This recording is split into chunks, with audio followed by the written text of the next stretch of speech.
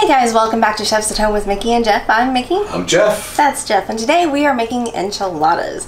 Now we are going to have two separate videos for each sauce that we're going to make. We have one for the red enchilada sauce and one for the green enchilada sauce. Salsa verde, salsa roja. Yeah, those are going to be individually linked down below. Check those out, or you can do our extended video, which is this one right here, where we are going to do both sauces and then roll a tray of enchiladas at the end. And the reason we started this was our neighborhood Vaughn's has this really great special that every Friday their rotisserie chickens are only $5. So we said, hey, you know what?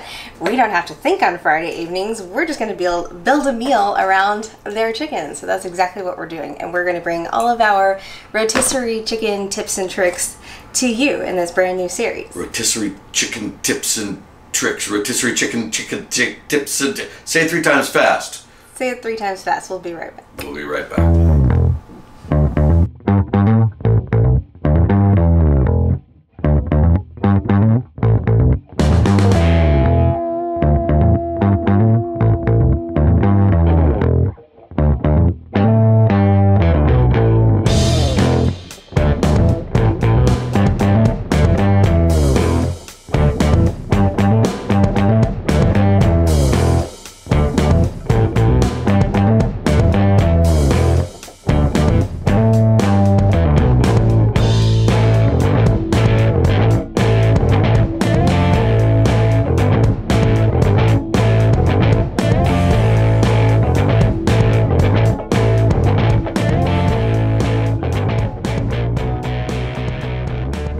Show you how to not open a can and make a super simple and delicious red enchilada sauce. It's something that we did in our restaurant, a much more complicated version than this, but when you're at home you want something streamlined, nice and easy to do. So that's what we're doing today. I told you it was simple. It's not as simple as opening a can, but it's pretty darn simple. I'm going to start with a large yellow onion that I just rough chopped, and we're simply going to toss it in our little pot here. I have 3 rather large cloves of garlic, peppers. I have 3 dried pasilla peppers that I'm just going to kind of tear and toss. Just do that one. And guajillo peppers. I have 6 guajillos, like that. You want to make sure that you remove the stems, like so. Toss those in, nestle them down, and I have about 5 dark old chilies. Now if you don't want it spicy, remove the seeds from all of the dried peppers and leave out these. These are a little bit spicier, but if you know us, you know we like the spice. Alright, I have a tablespoon of dried epazote. Epazote is one of those spices that you don't necessarily have in the kitchen automatically, but it gives Mexican food a lot of its great flavor. I mean, it's... How would you describe epazote and what it does for Mexican food? Why is it essential to chef? It gives it that umami flavor that you can't quite put your finger on. You say... Yeah, yeah, I'll go with that. I wouldn't have said umami, but that herbaceous, herbaceous wonderfulness that is distinctive to Mexican food. When you think of authentic Mexican food, epazote is probably at the heart of that. Yeah. Yeah. So we're gonna do 1 stick of cinnamon, and what do I want to do first? Okay, and secret ingredient: 1 pinch of sugar.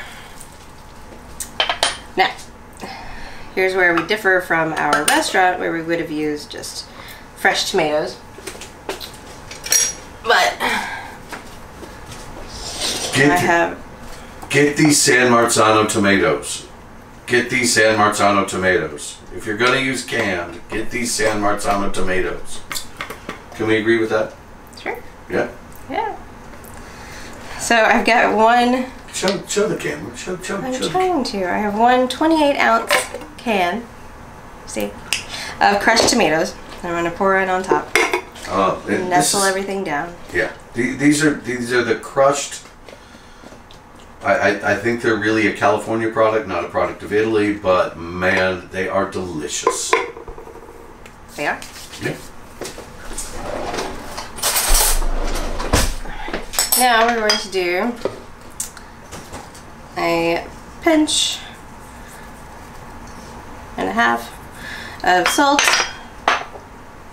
nice big pinch of pepper, and I have here 2 cups of chicken stock, but we're going to add this as needed because you don't want your sauce to turn out watery. All right, so I'm going to start with about half a cup.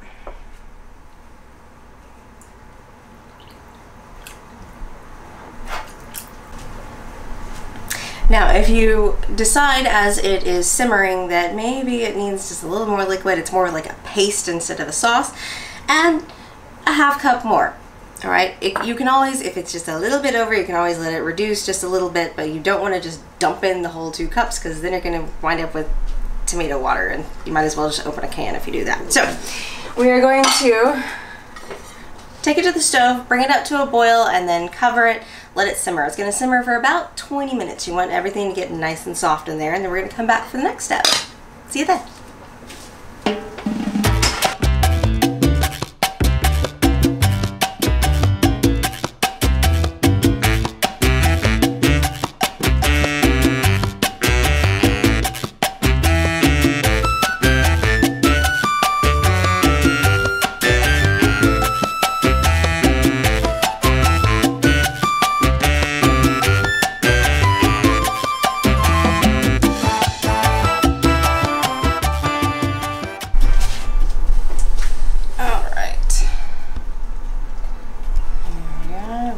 Can you smell that? Yeah. All right, so we've been simmering. Everything's nice and gooey down in there. And saucy. Saucy. And we are going to simply blend everything up.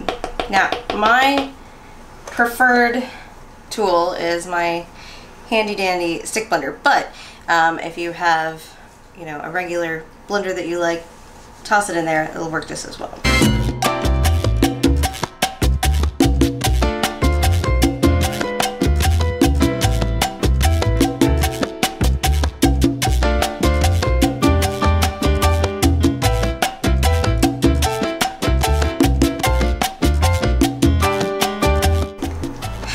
Okay, stop everything. Take the cinnamon stick out first. Now we blend.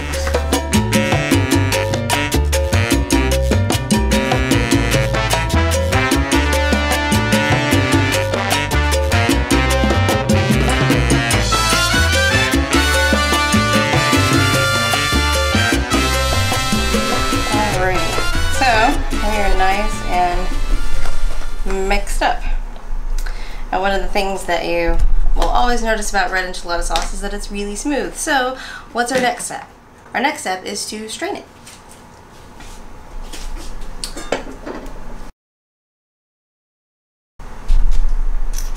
Alright, so now we're simply going to strain. Put a ladle or 2 in, and you can just use the bottom of your ladle to rub it through, essentially. That's going to get all of the solids on our side and all of the good liquidy niceness down in the bowl.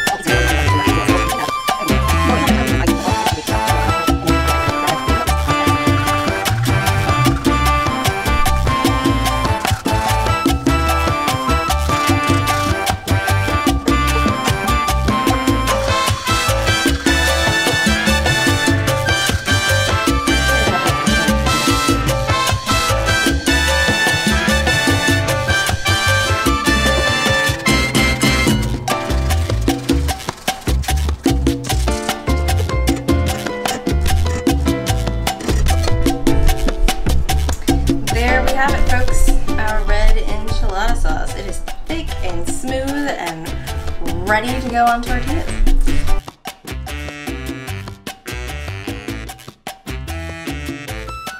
We're gonna go ahead and move to the green sauce. We've got about half a cup of half and half. We have about 4 ounces of cream cheese. I have these Hatch roasted chilies that are chopped and put in their own juice.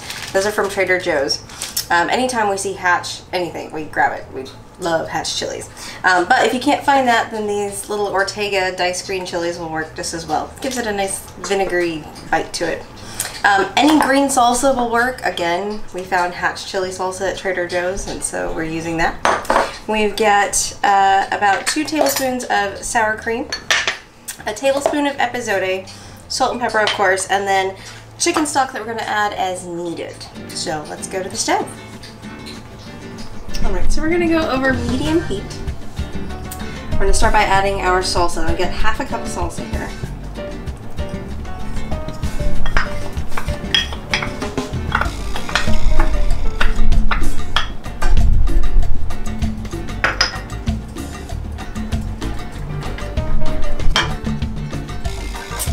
And we're going to add our chilies as well.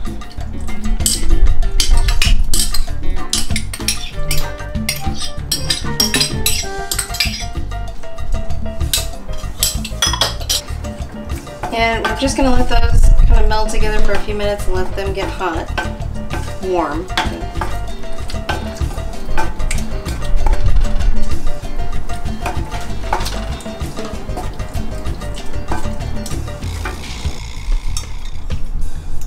Alright, so we're going to add a tablespoon of chicken stock and our sour cream.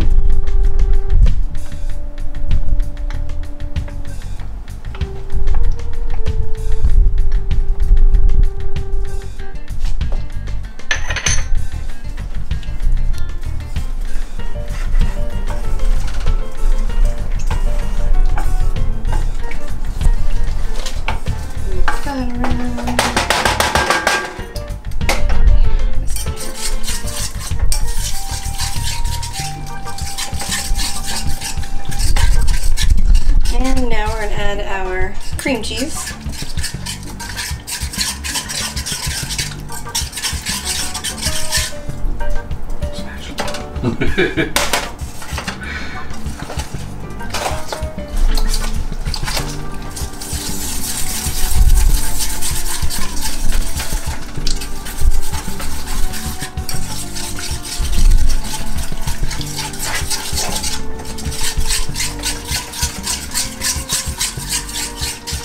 I love that whisk for shallow pans.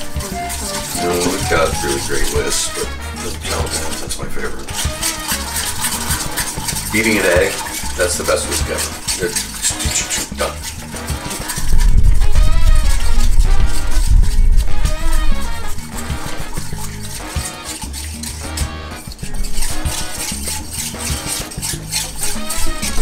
Alright, now we're going to take our epazote.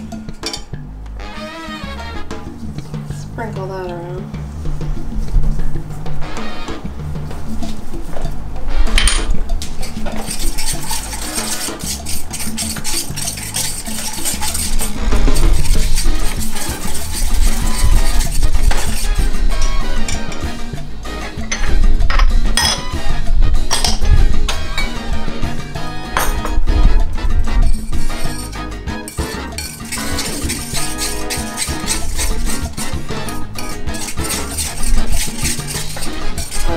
See, it's getting a little bit thick there, which is what we want. We keep it thick, so I'm not going to add too much at a time, but we're going to add 2 more tablespoons of chicken stock.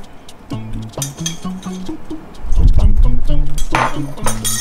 going to add slowly and not waste a lot of time, then to add too much and then have to wait for it.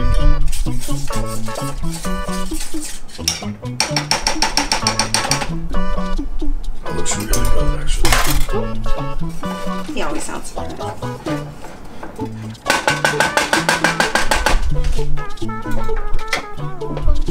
gonna let that come back up to a boil. Nicely timed there. Simmer, right? Yeah. Simmer. Which you did almost immediately. I mean, look at it. Yeah. see bubbles. I'm going to start with about a 1/4 cup of half and half. I don't want to add too much. Have it too watery.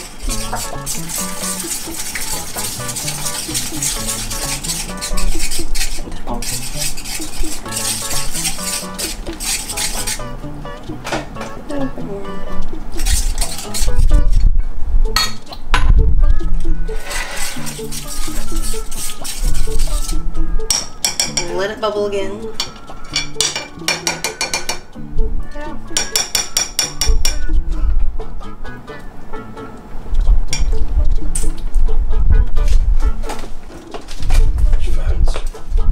Alright. So we've got a nice chunky sauce here. And so because we added all of the cheese and milk and all of that, or half and half, I'm gonna add a little bit of salt. Really? You don't think? It's so good. You know, I always like more salt, but I think it's delicious. Not too much. But you added, you know, a whole bunch of milk products. So adding a little bit of salt never hurts.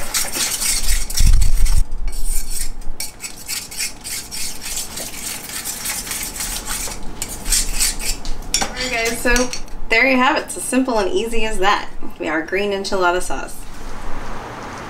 So our sauces are done, and those videos are available separately linked down below. And the rest of this video consists of prepping your tortillas, filling the tortillas, and then baking them. Now you can use just about anything you like to fill these. You can do carne asada, veggies, crab, just cheese, whatever you like. But we are going to shred the meat from the $5 rotisserie chicken from our neighborhood Vaughn's. And Sky's gonna jump in to help me make short work of it.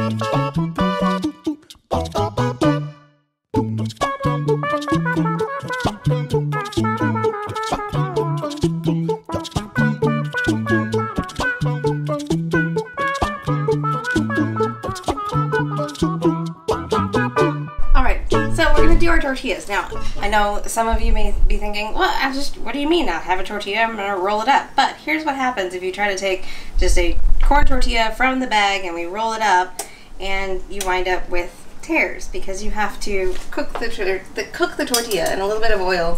We're gonna add a little bit of sauce for flavoring too. So I've got a nice hot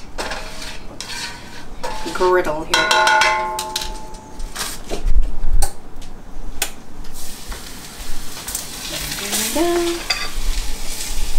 Will through.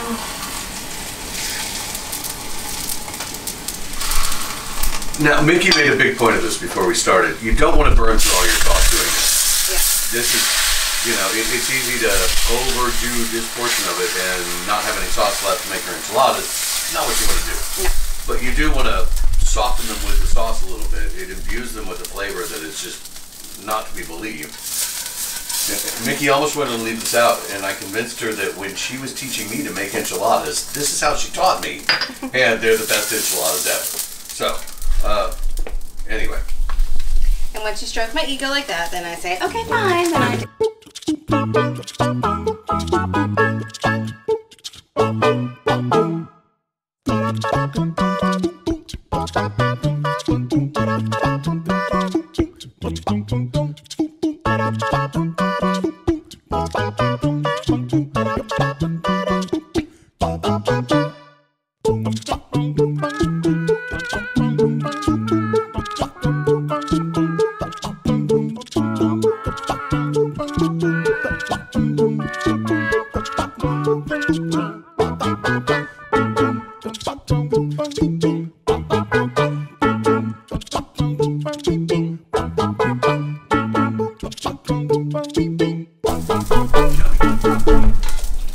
And that's it. We're done. All right, so now we are all prepped and finally ready. for the rolling. All right, so the very first thing I'm going to do is take a little bit of each sauce and go along the bottom of the pan.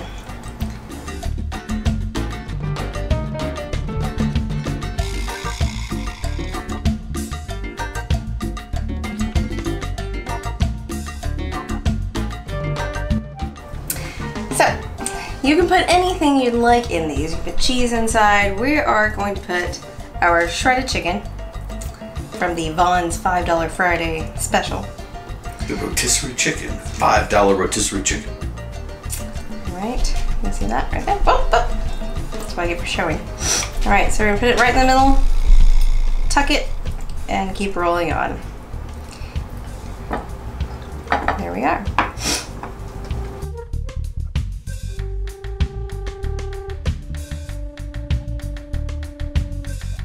Now, we had some zucchini from something else that we were doing. And Jeff just said, hey, you know what might be good? Let's put some zucchini and stuff. So we're gonna try that too. If you're trying to hide and sneak in some vegetables, it's a good way to do it.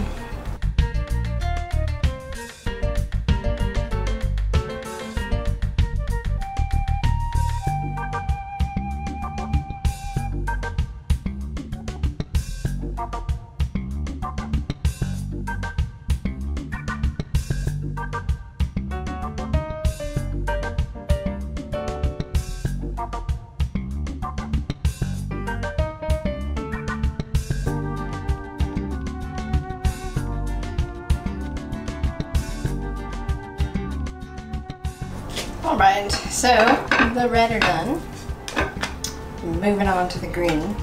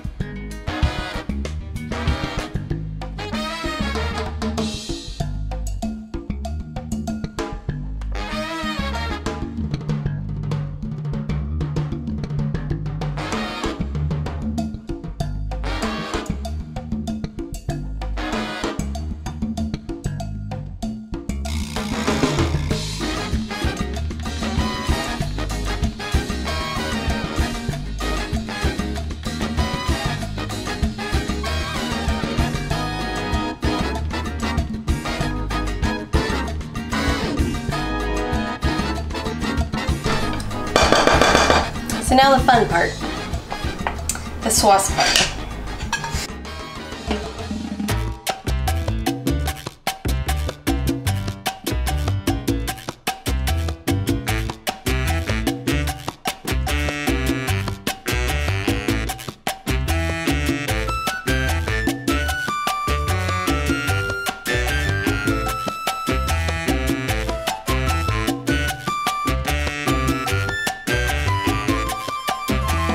We have the cheese. I've got some extra sharp cheddar here.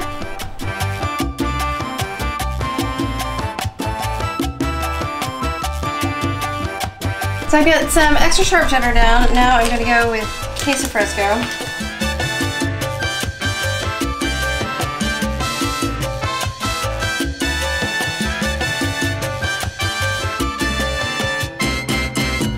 And this is another optional step, but we are going to sprinkle some red onion on top to bake in with it.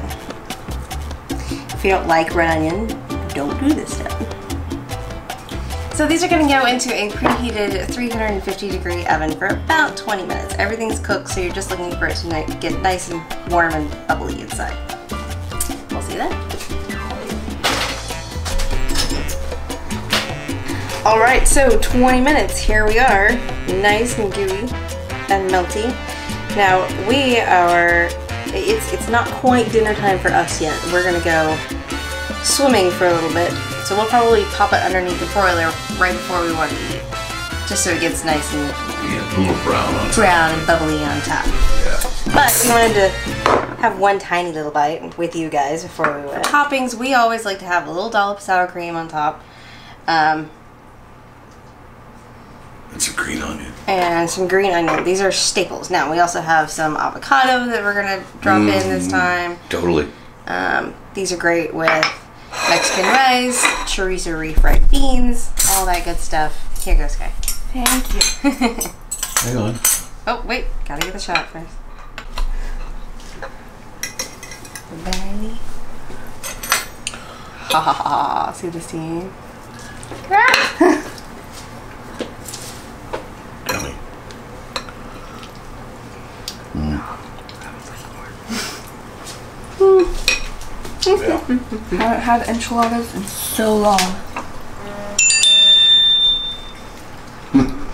So, That's is great, man. hashtag damn good. And Damn good. we'll post pictures at the end. Can I come back in and try another little bite? Bye! Bye!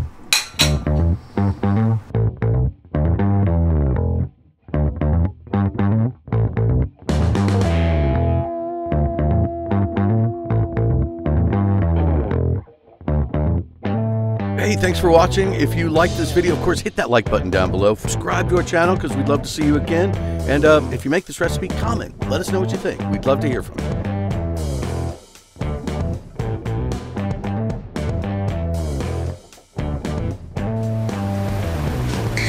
All right.